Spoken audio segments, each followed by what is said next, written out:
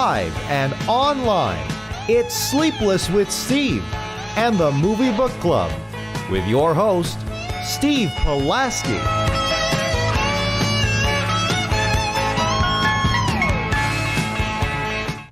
Back and better than ever, Sleepless with Steve. We are live on YouTube on a weird night. Some things got in our way, but we are live on Thursday, not Wednesday. We're not switching dates, permanently at least. But for today, we will.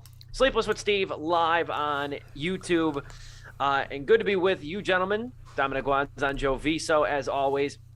It was a big last couple of weeks with Sleepless with Steve, just in the regards that we gave our lists, our favorite and least favorite films of 2021. Those are always big shows. They're always a little draining at the end. I think last week's show was probably the longest show at like an hour and 35 minutes. That had to be the longest show yet. But we made it through, and we are marching forward because this week we're back to covering the latest movies or latest movie that we do talk about. And for today, it's the first release of 2022 that we've covered on this show yet, because the first week we covered Don't Look Up, which is technically a 2021 release, rather. We're talking Scream today. Looking forward to it. That'll be the meat of the show. And then I was looking ahead to next week. I forgot I scheduled it, but I look forward to talking about The Lost Daughter on Netflix, because that's one I think you're going to be hearing a lot more about come awards season, because the Oscar nominations are coming in just a couple of weeks. So I think that will be a very interesting and lofty one to talk about. But moreover, though, Dominic, how are you doing? How has your week been? Doing quite well. Chelsea and I recently did some midwinter cleaning. We functionally cannot go a winter without doing a big clean. People say, wait until spring cleaning because it's, spring cleaning. But no, we collect too much crap over the holidays, either as gifts or, a bunch of novelty crap, which, is nice to receive in the moment. But then it sits in your closet for, a couple months and you're like, what's the point of this existing? And then you trip over to thankfully the Goodwill is very close nearby. So, and then as you guys will probably mention, surviving the Arctic blast or whatever the hell it is. It's not a polar vortex, because if it was a polar vortex, we would have been hearing that nonstop. But it's just been cold. So we'll see where that goes.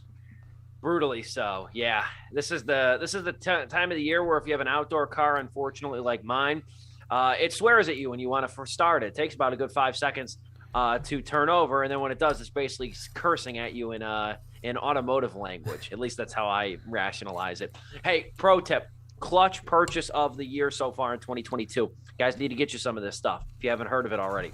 Saw it on TikTok. It is a windshield de-icer. It's an aerosol can. I have it. These things, it's a yellow one. I can't think of the name. It's a yellow one. And it comes with an ice scraper on the top. This thing is sweet, man. You got to get yourself one of these on Amazon. Yeah. It's a 2-pack for $14. And it works up, I think it says like negative 88 degrees it works. I hope I never have to experience negative 88 degrees, so I'll take the word for it. But you spray it on your windows, on your windshield or whatever, and it defrosts your windshield in seconds, literal seconds. I tried it. It was negative 12 yesterday morning. And I tried it, melts it like nothing. You got to get yourself some of that, Dom. Yeah. Hell yeah. That is now going to live in my car year round, that and my ice scraper. So I'm glad Joe's got it too, man. I feel like I was the last person in the world to know that it existed. No, I found out the same way you did through TikTok and everything. And it's a godsend for people who have to get to work in the morning when their cars are outside. Random question. Was it the unnecessary things from Amazon or like the things from Amazon TikTok video, or was it something different? I don't know, man. I remember just seeing it. It could have been the unnecessary random things from Amazon TikTok account. I just saw it and I went, huh. And I immediately ordered it. There was that, and let me see if I had this on my desk right now. I don't. But there was also one I saw. It was a brush for your keyboard, where you can get all your hair out of it, any crumbs that fall on it, and it brushes it out. And there's also a keycap remover attached to it. Nice. So it's I bought that and the de-icer thing at the same time. because that's got to work a little bit better and a little bit more meticulously than the compressed air. Yeah. You know, I tell you, if you have cats and you use compressed air, if you want to see your cats go nuts, use compressed air. Dom, I wonder if you can relate to that. If you ever use compressed air, like the aerosol cans, any aerosol can makes a cat go ape shit. And it's kind of fun to watch because it probably sounds like a hiss to them. But anyway, moreover, Joe, how are you doing? I'm doing all right. Like I said last week, I started school and everything, and this week I had to write my first paper, MLA format, in 2 years. And let me tell you, like, trying to reconnect the dots of what the hell goes into that took some time. Like, I inserted the header and I forgot, like, you have to click the different from first page, so that way you can have the name, class name, professor name, date, and then the other pages have the page numbers on them. I was just like, oh yeah, I remember how to do all this now. It took some time, but Jesus. Other than that, though, I've been doing all right, just staying busy and whatnot. Good to hear. And the other thing I want to say too, I was quote unquote at Sundance this past weekend and stuff, because Sundance Film Festival is all virtual this year. I think I told you guys just a little bit about it. I don't even know if I went into grave detail about it with you guys, but all day Sunday I was watching movies and it was so fun. I hope that they keep this at least next year, assuming they can do it in person. They at least elect to have some virtual screenings, because this was awesome, super convenient. And I'm telling you guys right now, I messaged you guys like 2 minutes after I finished watching it. I am keeping my finger on the pulse of Cha-Cha Real Smooth.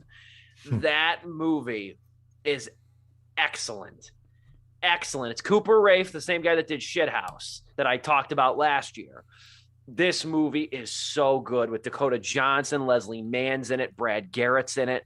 Such a good movie. One of those movies I've liked the more I've thought about it, and I knew this movie was going to be good, not only because Cooper Raiff is one of the best filmmakers working today at only 24 years old, but because the movie not only opens with Lupe Fiasco's banger, The Show Goes On, and not only opens with that, but there is a fight scene set to the Cha-Cha Slide. Oh my God. I was hoping. I was hoping. There's many more reasons to love the movie, but it is an exquisite movie. So we're going to move forward, though. We got a handful of things to talk about because every little news tidbit in the damn world broke when we were preoccupied giving our list rundowns. People dying, shows, iconic programs ending inexplicably, directors directing sequels, or are they spinoffs? We don't know. And everything in the kitchen sink seemed to unfold over the last 2 weeks. But we're going to start where we always should start, with Arthur. Arthur is ending next month. Next month, February 21st, I believe, is the date that 4 episodes, if I'm not mistaken, are going to drop on the PBS Kids app. And because I'm a child, I have that app on my Roku. So I'm all ready. I'm all ready for the final season of Arthur. It's going to attack my emotions, something fierce. But a couple interesting little, not leaks, because I guess they were formally announced, but a couple little tidbits about this, because we did talk about Arthur ending. We did talk about that months ago.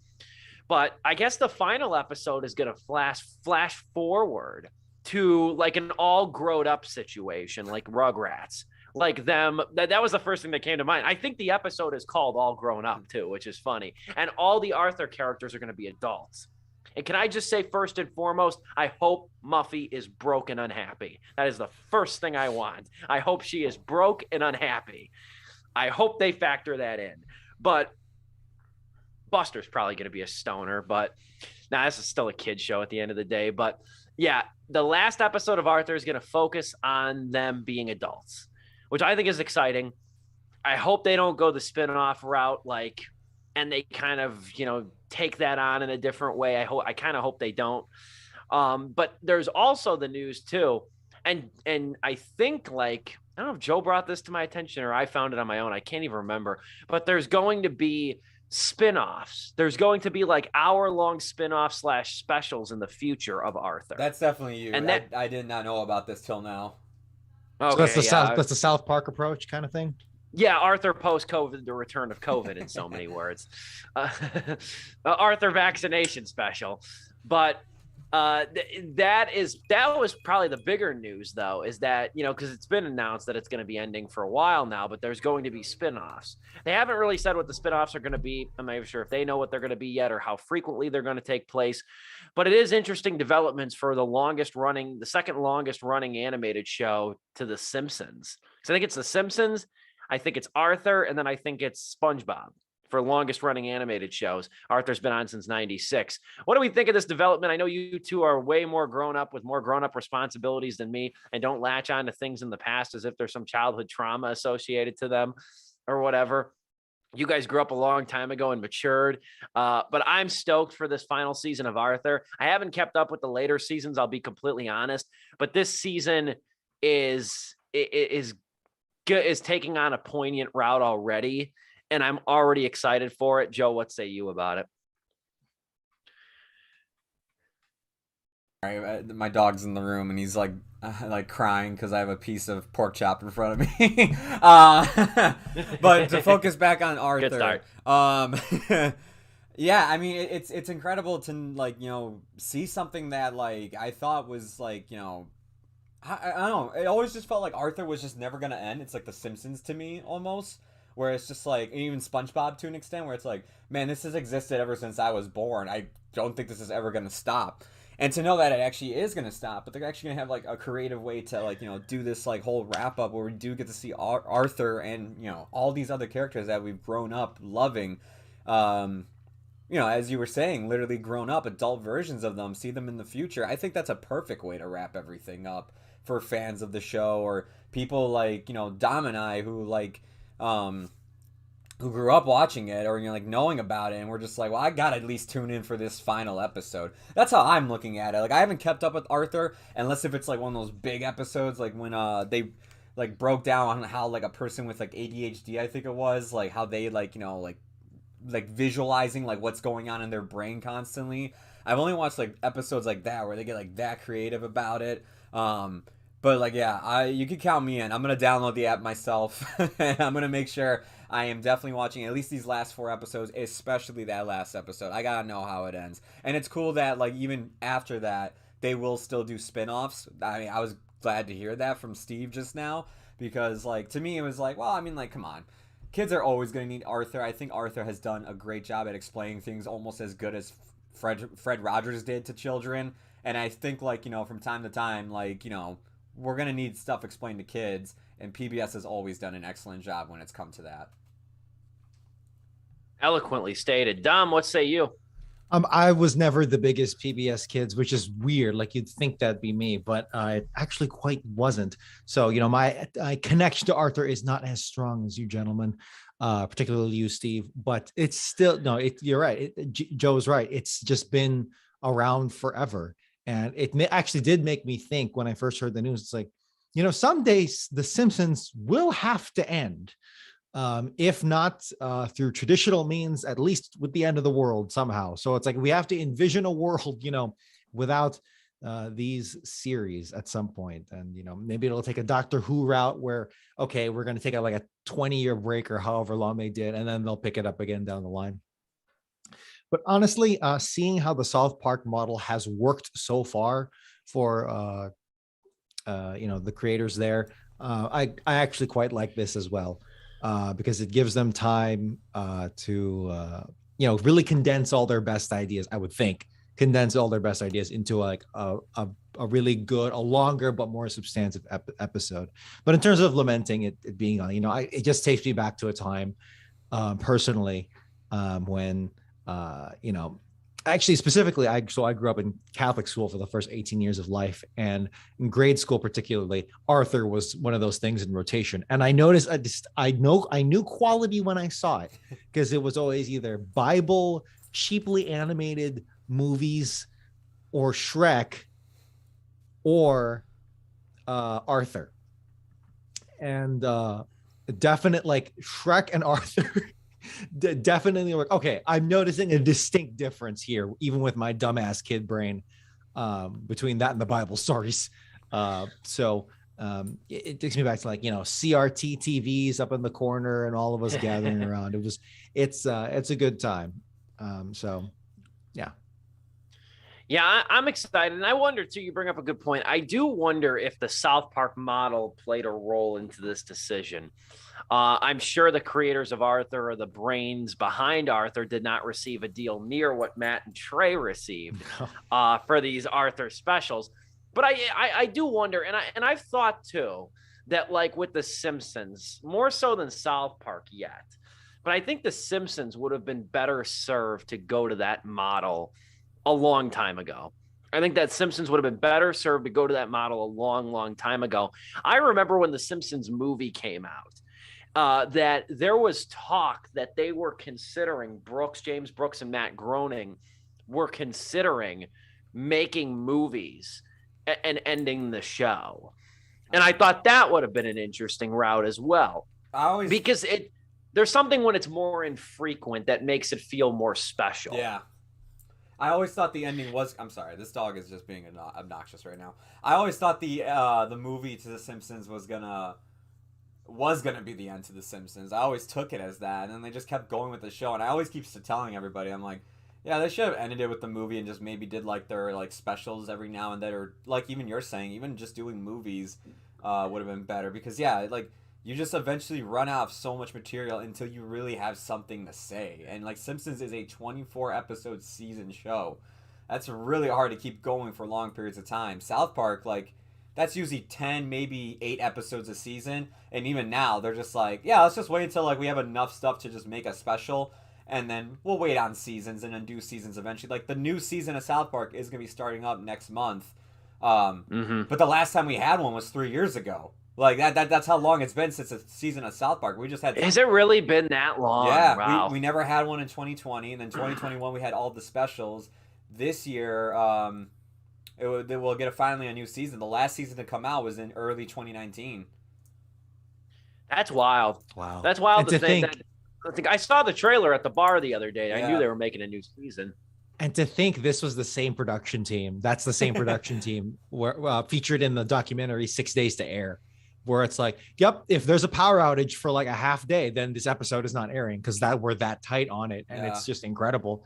So, I mean, honestly, that's for the better, probably for the animators and everyone else who has to do the grunt work on that. But and just overall creatively, I would think it'd be better. And, you know, it also takes me back to SpongeBob as well, you know, shows that are just going on forever and could just take a break. Now, of course, SpongeBob is taking the route of let's go back to the 80s. Let's take the 80s approach and we'll babyfy these characters that we all know and love and deprive. Yeah, it's baby Looney Tunes. Yeah, exactly. Looney Tunes route. Baby everything. I'm like, Jesus Christ. And they not learn anything from the baby craze of the 80s. Let's not only make movies more now, like make more movies now, but also make 2 other spin-offs, the Patrick Show and then the prequel one where is that a thing? I didn't know about the Patrick Star Show. Oh God damn it.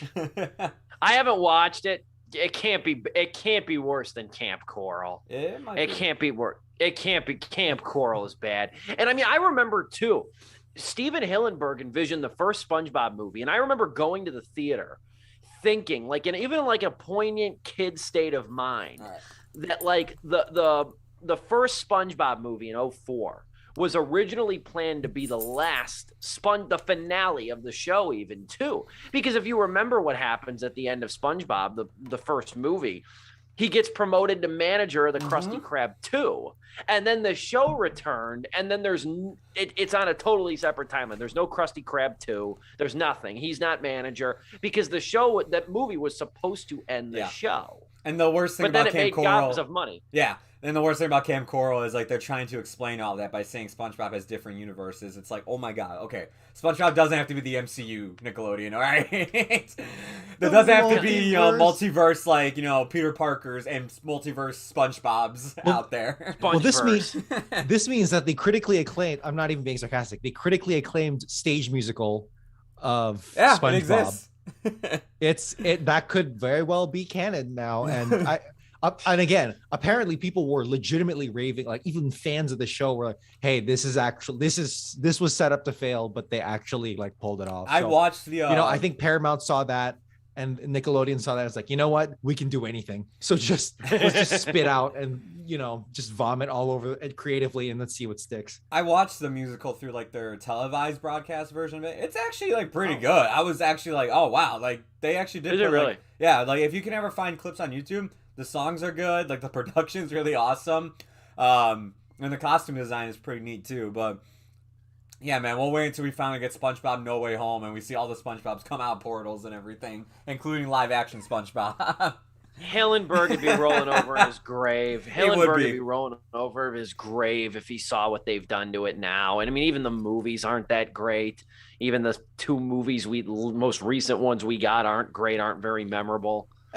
And let me just say, I'm not even that upset over, things like SpongeBob and Simpsons going on forever. Because for me, I have made, I'm not going on forums, and this is the most you'll see me and probably us ever complain about it. It's true. Just for a few minutes. Because like, truthfully, I'm not that attached to, I am attached. Like, hey, I do have some legit nostalgia for those early seasons, pre-movies, but I'll hone in on SpongeBob.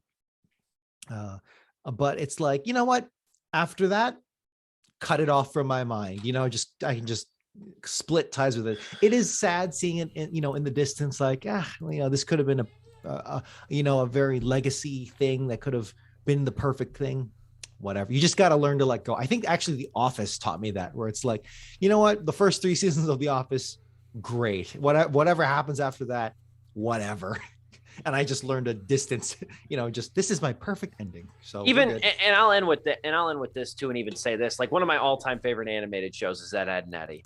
And I'm not going to sit here and say that it's of high art and that there's some deep social commentary. It's the cartoon Three Stooges. That's exactly what it is. That's how you have to look at it. But I will say this though, there's 6 seasons of that show. That show did not run for super long in the grand scheme of animated shows. It ran long enough, but I will say that like when I go back and rewatch it, because it's on HBO Max, I did that a ton during the pandemic. It was like Tuesday night, Steve's having a cocktail and watching Ed, Edd n Eddy. But I will say is that like I take significantly less joy watching the latter 2 seasons when they go back to school. When they go back to school in the final 2 seasons, because the first 4 seasons is like the endless summer break, and then it's the fall and winter. And then the color palette of the show got darker and gloomier. The subject matter really didn't, but they went back to school and it just didn't have the same sort of free form energy. It wasn't horrible, but I never craved to watch the later episodes of that. Like Ed, Edd n Eddy in my mind has always been 4 seasons. Has always been 4 seasons and a really good movie. And the perfect ending. Man. That movie is amazing. That is an excellent film. That Ed, Edd n Eddy's Big Picture show. I saw that leaked online a whole year before it ever premiered. I saw that online. It was about a year before it ever premiered. I went to some very shady site and probably gave my poor mother's computer a virus. But it was worth it. And I remember even then thinking like, why hasn't this come out? Because they talked about that for years and it never came out. Yeah. And then all of a sudden it was like 2009, I think, where they were like, yeah, it's going to premiere. That was the perfect finale. I don't think Cartoon Network has made a movie that good since. Ed, Edd n Eddy's Big Picture show. That was just incredible. Like tip of the cap to Danny Antonucci on that. But I might talk about Arthur again next month because I will watch these episodes. Probably shed some tears. Probably have a cocktail as well. We shall see. But we'll move forward. Switching complete gears right now. Talk about Scream. Scream 5. Why it's not called Scream 5. Well, there is a reason why it's not called Scream 5. And it's more beyond the fact that just to piss me off. But the new Scream movie, the first movie of the franchise, not to be directed or have any involvement with the late, great Wes Craven, who passed away. God, it's been like, 7 years now he's been dead? I think Scream 4 was his last movie. I think he passed away in 2015. This is directed by Matt Bettinelli-Olpin and Tyler Gillett. These guys are 2/3 of the group Radio Silence, which is a filmmaking trio. They did a segment on the VHS, the long-running horror anthology. I think they did Devil's Due as well several years ago. These two guys, Bettinelli-Olpin and Gillett, I think they did that Devil's Due movie. First things first, because we didn't get to talk about this in Green Room over here. Dom, how many of the Scream movies did you make it through, including this one? 1 and 2. That's all I had time for, That's including fine. this one. Yeah, that's fine. Those are the two that I thought. I should ask you. You're gonna start this. Your thoughts. You'd never seen them before. Your thoughts on the first two Scream movies. First, thoughts on the first two. They were pretty good. I have a problem. I have a weakness where I look down upon movies of the late 90s and mid 2000s of live action movies where it's like, yeah, there's just a certain style here, fashion wise of that transitionary decade, and stuff where I just look down upon it. I don't know what it is, but it's like, yeah, no, life didn't start before 2010. Like life didn't get cool until, late 2000s and like, before 1991, and then everything in between was weird. But anyway, yeah, dude, I was actually impressed with this movie, and even from the get-go, I noticed how meta and how conscious the first Scream was right away. With it knew its place in the horror, in the pantheons, the annals of horror history right away. And Wes Craven knew what he was doing when making this. So I'm not, this is the only time I say this, I'll promise, which is that I am not a horror person. But I do know the tropes of the genre, the cliches and all that stuff. And right away I knew that, okay, Wes Craven I can feel, it's very palpable that he's doing something very different. Right from the get-go, he kills Drew Barrymore in that first shocking scene. It's like, okay, I bet that shocked a lot of people, because Drew Barrymore was probably at the height or near the height of her, of her, not I want to say her career necessarily, but her when she was really big on the scene back then. So seeing that, and Courtney Cox as well, getting banged up in the process. But yeah, and then the sequel further pushing the formula of screwing up the formula in various ways. I enjoyed the twists and turns. Liv Schreiber was actually like a big, like, okay, this is actually a really good cog in the machine that keeps me guessing. And that thing of keeping me, it's like, it's less, honestly, I don't consider those movies, any of these movies of the three I saw, horror movies. They're definitely slashers, which is more of a campy thing, more of an American thing. And even on top of that, like these are mystery movies. Yeah. Because it's like, okay, this is like, yeah, exactly. It's like, okay, who done it? That's what it is. Because I appreciate, at least of the three that I saw, 1, 2, and the latest 2022, the killer always comes from someone within within the cast. It's not some random ass killer out of nowhere. It's not even in like police procedurals where they introduce the character for like 5 seconds. That way they can say that, it wasn't completely out of nowhere. No, this was the killer comes from a character that we've actually developed a little bit of time with. And except the third one. Okay, well then I guess I'll skip that one. I don't know. Except the third one, if you remember it, Joe. These are really solid. The first two are really solid movies that I actually very much did enjoy, because to me they're not like The Ring or some genuine horror stuff that scared me. I actually had fun with them. Then in fact the opening of 2, where even well before Get Out, where it's like Jada Pinkett Smith and her I forget his name, co-star, they're like right away they're saying like, yeah, black Omar people Epps. are always, yes, thank you. Omar Epps. Like, yeah, black people are always underrepresented in these goddamn movies, and we're always first to die. And then lo and behold, they're the first to die. But we'll get into this too with the new movie, where it's like, it develops the thing of like, okay, you acknowledge it.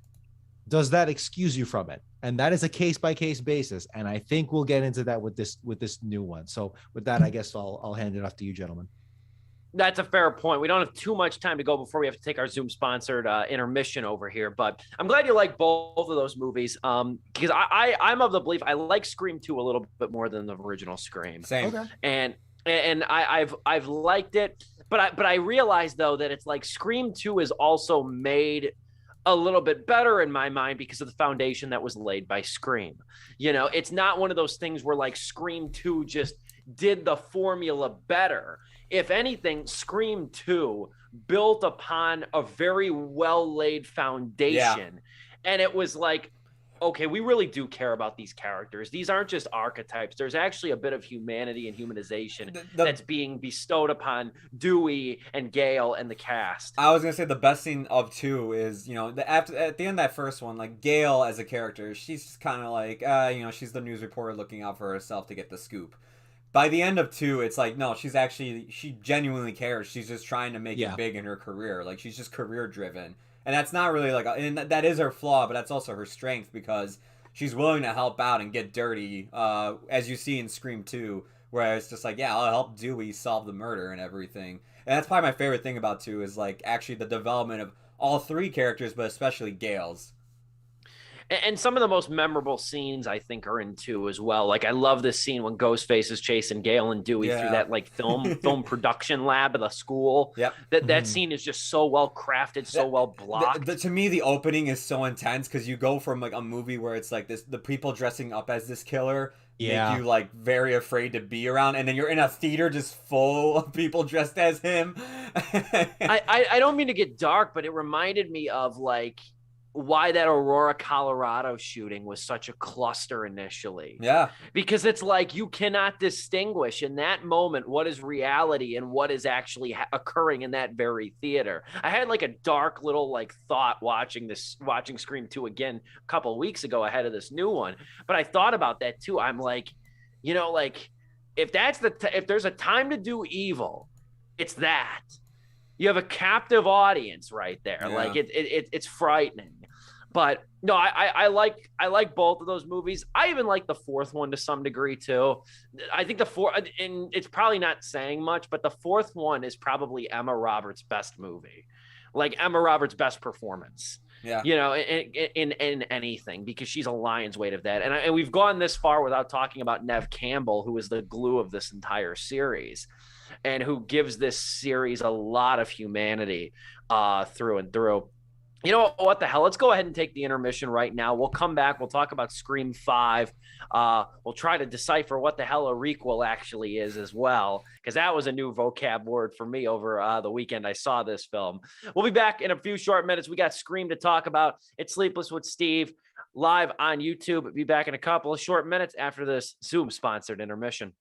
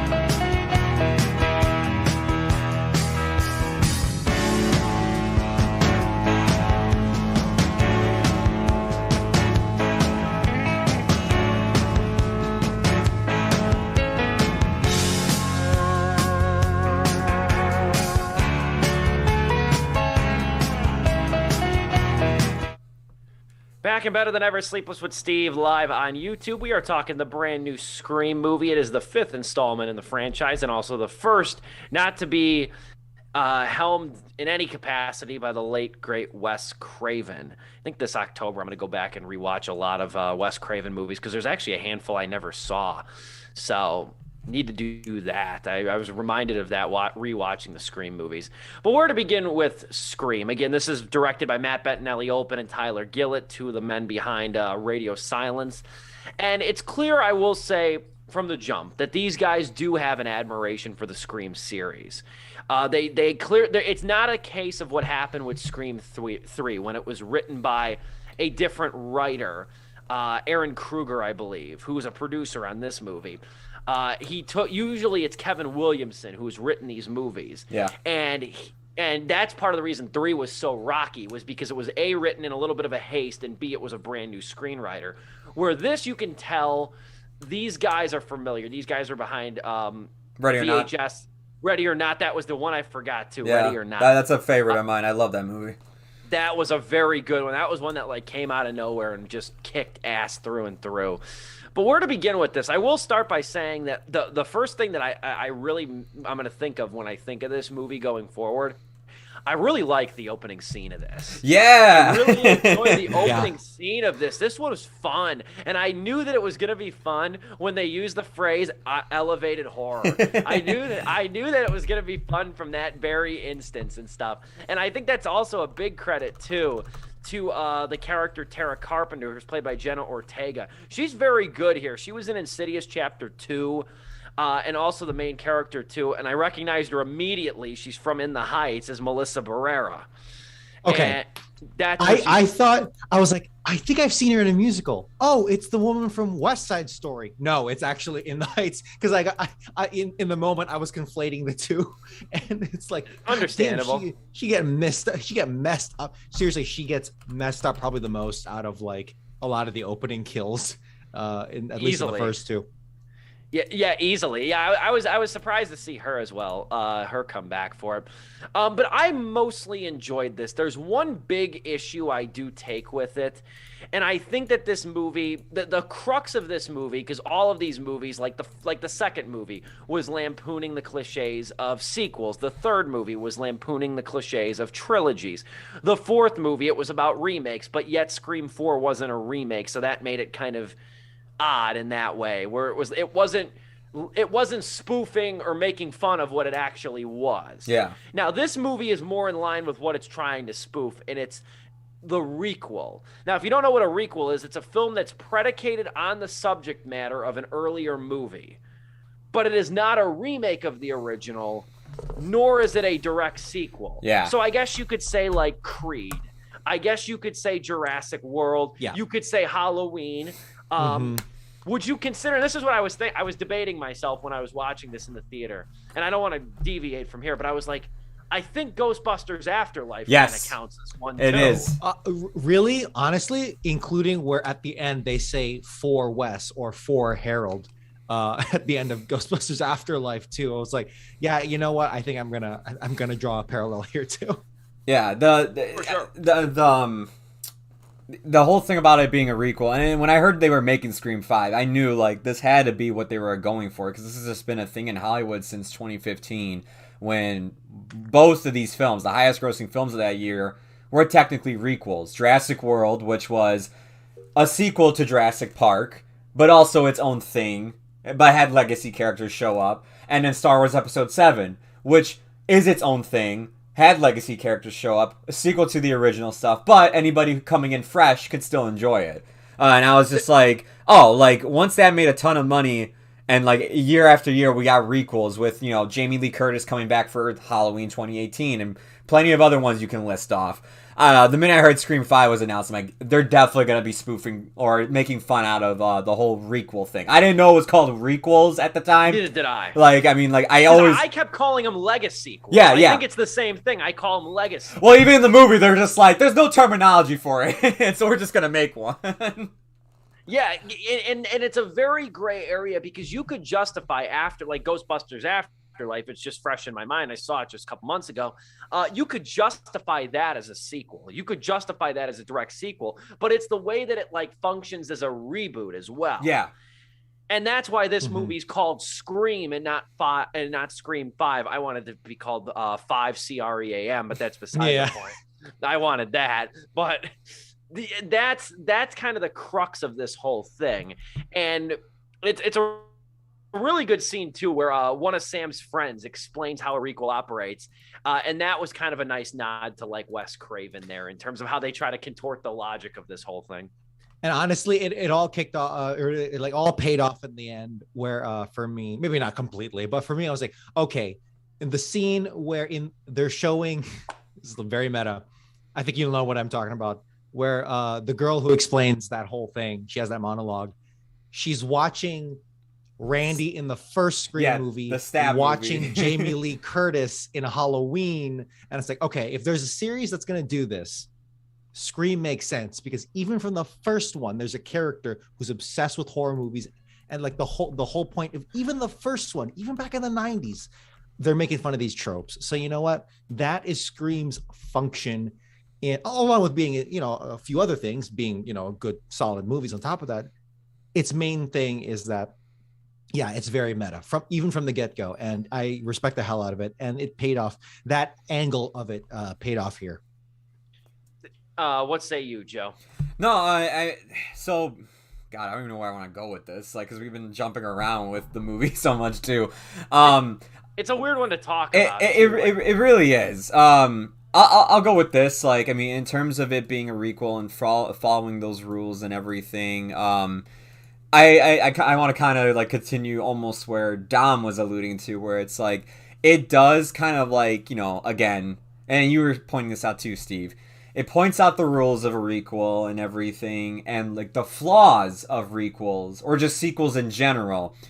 But yet, yeah, it does make those mistakes from time to time. And you know what, too? It's like, just because it brings it up doesn't excuse it. One of the criticisms I have of this movie, and I don't want to make it sound like I didn't like this movie. I'm going to tell you right now, I did. I had a lot of fun with this. And I was very happy to see Scream come back and be as faithful as possible. And even feel almost like Wes Craven himself had like something to do with this. But one of the complaints I kind of have with the movie, I'm totally fine if they want new characters to come in and like do a sequel. I actually thought most of the new characters, especially Tara and Sam Carpenter, I thought they were really interesting. Some of their friends though were a bit bland, but the legacy characters coming back, I thought what they did with Gale was great. I thought what they did with Dewey was amazing. I thought this was David Arquette's best performance of the franchise. But Neve Campbell's just kind of crowbarred into this movie, and it's like they kind of make fun out of that. Like when it comes to legacy sequels, how like they just bring in the legacy characters and everything. It's like, yeah, but you kind of did that with Sidney Prescott. She's just thrown in at the end of this movie just to be in the bloody finale. I excused it because she's the main character of apparently every single one of these movies. Yes, and by the fifth time around, I excused it because it's like,